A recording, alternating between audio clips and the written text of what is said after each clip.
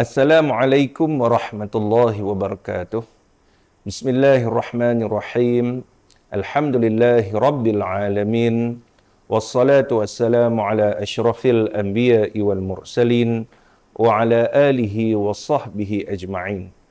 Alhamdulillah, bersyukur kita kehadrat Allah Subhanahu wa taala atas keizinan daripada Allah Subhanahu wa taala untuk kita dapat lagi hidup di muka bumi Allah sehingga ke saat ini.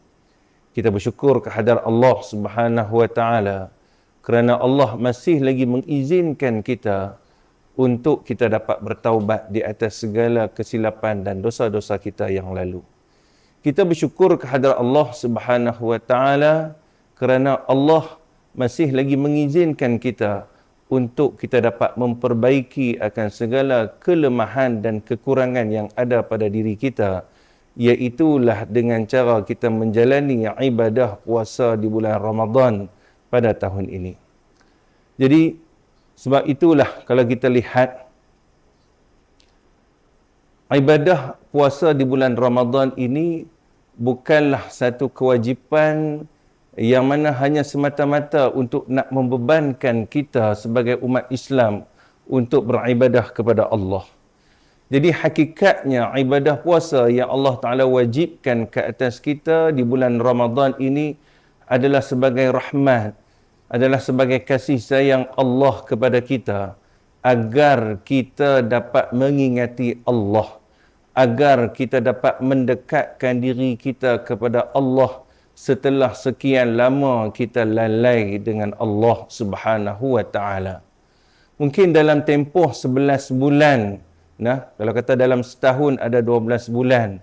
Jadi dalam tempoh 11 bulan itu mungkin banyaknya kita lalai dengan Allah.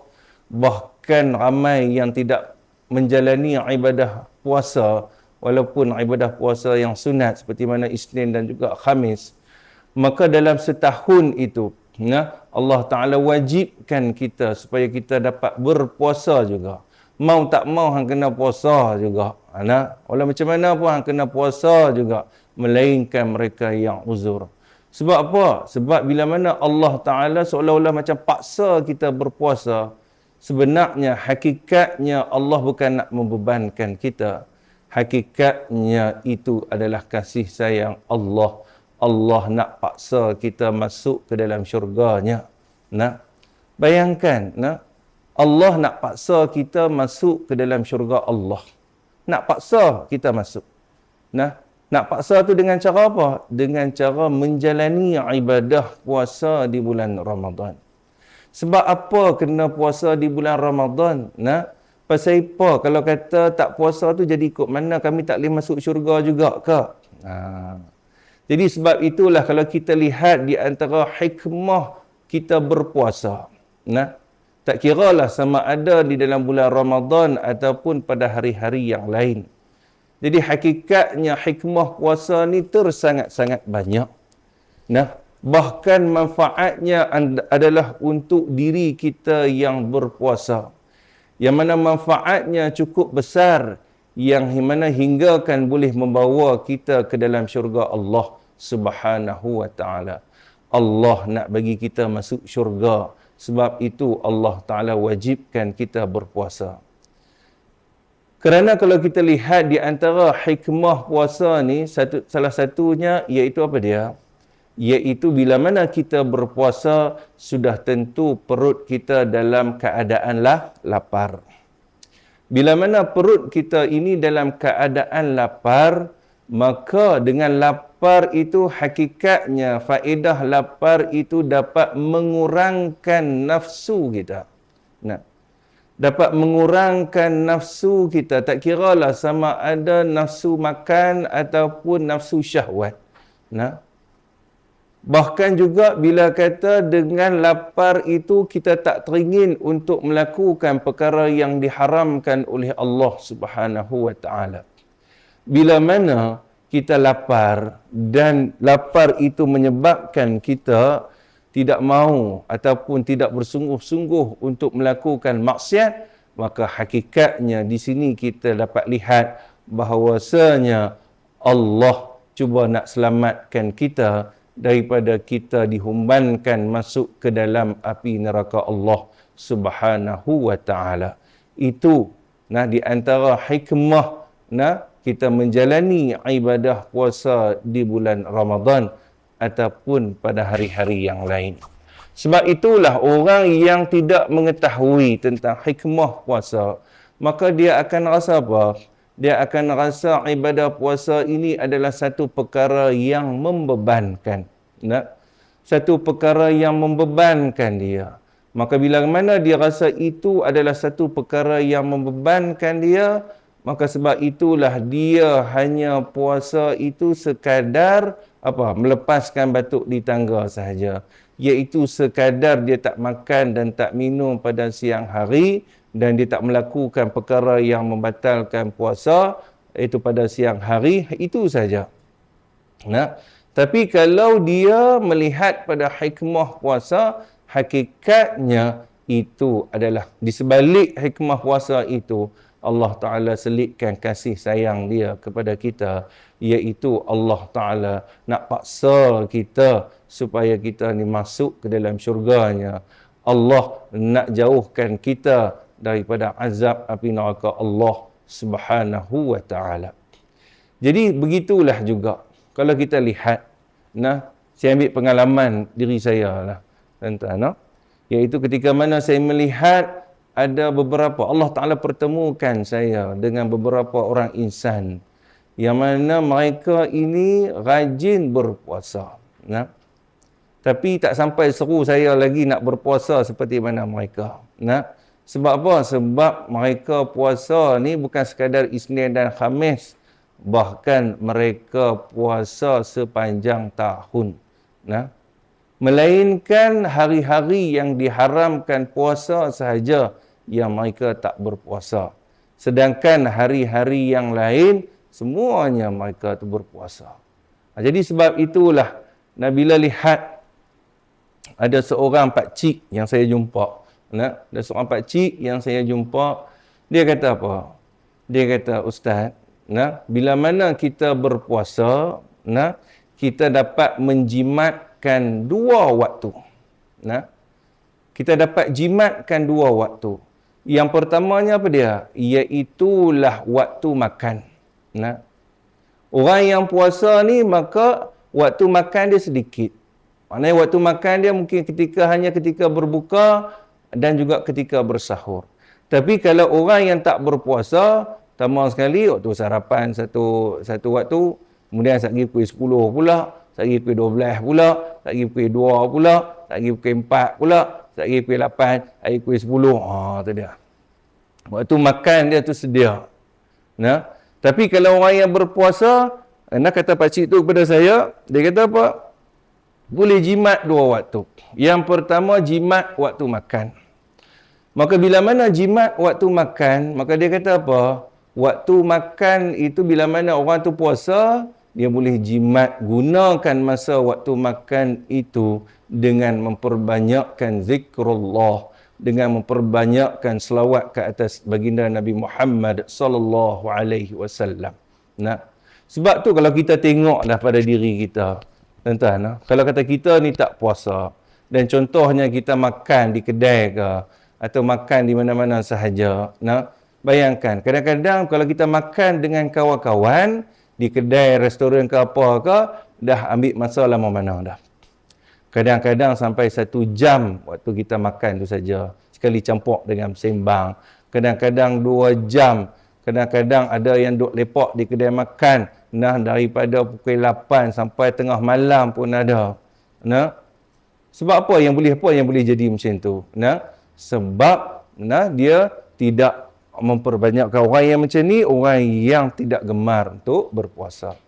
Jadi maka sebab itulah kalau kita lihat, itu yang pertama yang pakcik tu dia beritahu kat saya. Yang keduanya, iaitu menjimatkan masa apa? Menjimatkan masa untuk membuang. Masa untuk membuang dalam bilik air.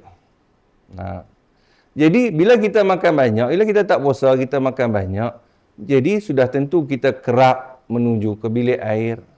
Kalau macam mana? Ada sembelit ke apa ke? dia akan jadi apa? Panjang masa nak membuang tu. Jadi sebab itulah bila kata panjang masa nak membuang, sedangkan kalau orang yang berpuasa dia boleh jimatkan masa tersebut dengan cara macam mana? Iaitulah dengan cara dia zikrullah, dengan banyak selawat ke atas Nabi SAW. Itu juga dengan dia membaca Al-Quran.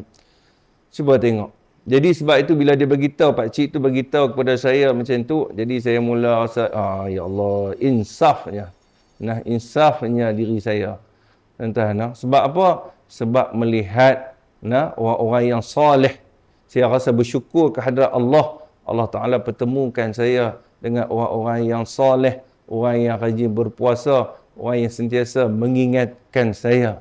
Bila kata kita ni tak puasa, makan banyak, kita sebenarnya hakikatnya telah membuang masa kita, iaitulah masa makan kita dan juga masa untuk kita ke bilik air. Jadi itu di antaranya. Sebab itulah orang yang berpuasa ni hakikatnya orang yang sangat-sangat menitik beratkan tentang waktu. Sebab itulah bila mana Allah Ta'ala pertemukan saya dengan seorang pakcik ni yang mana dia rajin berpuasa. Saya biasa tanya dia, pakcik puasa ni panjang tahun ni start daripada bila? Start daripada umur berapa? Dan dia bagi tahu, dia mula-mula dia malu nak bagi tahu kat saya. Tapi saya ni, passion saya ni, saya suka paksa. Bukan paksa macam mana? Supaya bila dia bagi tahu tu, kurang-kurangnya boleh menjadi iktibar pada diri saya dan saya boleh mengikut. Kemudian dia bagi tahu kat saya, kata apa? Dia start ibadah puasa ini bermula daripada umur 15 tahun. Start daripada umur 15 tahun dia puasa. Jadi macam mana yang boleh umur 15 tahun tu boleh teringin, dia suka nak berpuasa. Dia kata ada baca satu buku, dia baca satu buku tentang kelebihan berpuasa. Maka pada saat itu, pada esoknya dia mula start puasa sehari. Start puasa sehari. Kemudian habis dia puasa, dia sahur, dia rasa seronoknya, indahnya puasa. Kemudian esok dia try lagi puasa. Kemudian dia kata, rasa seronok puasa. Main lusa dia puasa pula. Dia rasa lagi seronok. Kemudian dia puasa lagi. Terus puasa. Sampai bila? Sampai sekarang. Umur dia berapa dah sekarang? Saya jangka umur dia dalam 70 atau 71 tahun. Bayangkan daripada umur dia 15 tahun. Dan hidupnya di dunia ni, dia berpuasa melainkan hari-hari yang diharamkan puasa sehinggalah ke saat ini. Sebab itulah bila orang yang kurang makan dan dia suka berlapar, maka Allah Ta'ala anugerahkan bagi orang yang berpuasa ni pelbagai nikmat. Nikmat yang macam mana? Nikmat yang dapat mendekatkan diri dia kepada Allah Subhanahu Wa Ta'ala. Sebab itulah bila saya tanya pak cik tu tuan-tuan, bila mana pak cik ni rajin berpuasa, sudah tentu amal soleh dia banyak. Sudah tentu amal soleh dia banyak. Kemudian saya tanya dia, apa lagi amal soleh, perkara-perkara sunat yang pak cik duk buat? Bila mana pak cik orang yang rajin puasa ni, mesti ada banyak amal soleh yang pak cik buat. Dia kata tak ada apa sangat. Dia kata, cuma dia kata apa? Kena memperbanyakkan selawat ke atas baginda Nabi Muhammad sallallahu alaihi wasallam. Kemudian saya tanya beliau pula, pak cik dalam sehari pak cik selawat banyak mana? Dalam sehari pak cik selawat banyak mana? Kok-koklah saya boleh ikut. Kalau kata puasa sepanjang tahun, tu tak rasa tak boleh ikut dah. Isnin Khamis pun tenggelam timbul. Ini kan pula puasa sepanjang tahun, rasa tak boleh nak ikut. Kemudian pula, dia bagi tahu apa? Dia bagi tahu kat saya, dia kata saya tak kira sehari berapa. Tapi saya kira sebulan tu saya kena pastikan cukup banyak-banyak ni. Kemudian saya tanya, tu kalau dalam sebulan agak-agak pak cik kena bagi cukupkan berapa selawat pak cik? Kemudian dia pun bagi tahu, saya ni duk bayang kata apa? Saya bayang kata, oh mungkin dalam 30,000, mungkin dalam 40,000 dalam sebulan. Nah, kemudian dia bagi tahu kat saya, dia kata apa? Dia kata selalunya dia tak panggil saya, dia panggil Ana. Dia panggil Ana. Dia kemas gak lah panggil Ana ni. Nah, jadi dia kata, Ana kalau kata dalam sebulan, Ana akan pastikan cukup banyak mana selawat? Iaitulah 1,000,000 selawat. Nah, dia akan pastikan dia akan cukup 1,000,000. Kemudian saya ni, dengar-dengar tu dia terkejut. Nah, Masya Allah. Ada juga orang yang macam ni, yang saya jumpa. Saya rasa bersyukur sangat-sangat Allah Ta'ala pertemukan saya dengan orang yang banyak berselawat ke atas baginda Nabi Muhammad sallallahu alaihi wasallam. Sebab apa? Sebab di antara amalan yang takkan ditolak oleh Allah Subhanahu wa taala, iaitulah amalan berselawat ke atas baginda Rasulullah sallallahu alaihi wasallam. Tuan-tuan. Kemudian saya tanya, kalau macam tu dalam sehari berapa kali nak bagi cukup sebulan 1,000,000? Dia kata sekurang-kurangnya dalam sehari 33,000 kali. 33,000 kali. Jadi saya pun dengar 33,000 kali, boleh pi ke 33,000 kali ni. Balik tu saya try. Balik saya try. Saya buat berapa? Saya buat try selawat ni kira tak berhenti. Tak berhenti sampai naik dia punya mulut pun dia punya ni rongga pun duk rasa lenguh. Rasa lenguh tu pun saya boleh dapat banyak mana? Saya boleh dapat pada kali pertama tu saya dapat 21,000 kali. Habis-habis tak ada daya dah 21,000 kali. Tu pun habis lenguh mulut saya. Kemudian mai esok pula kurang 1,000 jadi 20. Mai lusa pula kurang tinggal 19,000. Kemudian lelah kali tak ada langsung. Lelah kali tak ada. Saya buat tak larat. Tak larat. Bayangkan. Tu. Bayangkan pak cik ni macam mana dengan istiqamahnya dia. Dan dia boleh berselawat ke atas baginda Nabi Muhammad sallallahu alaihi wasallam dalam sehari. Dalam sehari bukan kata dia dapat 33,000 kali. Biasa saya tanya dia, dalam sehari terkadang 40,000, kadang-kadang 50,000 kali sehari. Dan dia kata kalau kata hari Jumaat, selalunya dia akan buat 80,000 kali sehari dalam selawat ke atas baginda Nabi Muhammad sallallahu alaihi wasallam. Punca daripada apa ni tuan-tuan? Sebab apa dia boleh jadi berselawat dengan begitu banyak sekali? Bahkan banyak amal soleh yang dia boleh lakukan. Saya duk bayang kata, macam mana? Sebab itulah saya pernah bertanya kepada teman-teman dia, yang mana pernah mengenali beliau. Dia kata apa? Kami kenal dia daripada muda. Kami kenal dia daripada muda. Memang daripada dulu lidah dia kerja duk selawat atas Nabi. Kalau dia bersembang dengan kami ke apa ke, lidah dia tak pernah lekang berselawat ke atas Nabi sallallahu alaihi wasallam. Kalau dia ada mesyuarat ke apa ke, dia tak pernah lekang daripada berselawat ke atas Nabi sallallahu alaihi wasallam. Bahkan juga saya pernah bertanya kepada dia, macam mana pula dengan baca Quran? Dan tak baca Quran apa ke semua. Kemudian dia kata apa? Selalunya dalam sebulan dia akan pastikan dia khatam sekali. Biasa dia buat dalam sebulan 4 kali khatam.